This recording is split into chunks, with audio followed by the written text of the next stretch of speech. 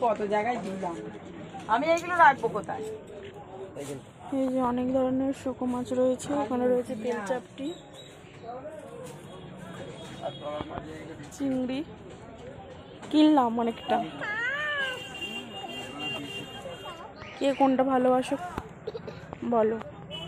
আর এইটার হাত দিস না, শুকো মাছ খেতে বেশ ভালোই লাগে। ভিডিও এইগুলো কি, এগুলো কি মাছ গো? পয়রা মাছ। ওইগুলো তেল চাপটি কেউ কেউ খায় না, বেশ শুধু ওইটাই খেতে দেখি তেল চাপটি। নোনা ইলিশের নিচে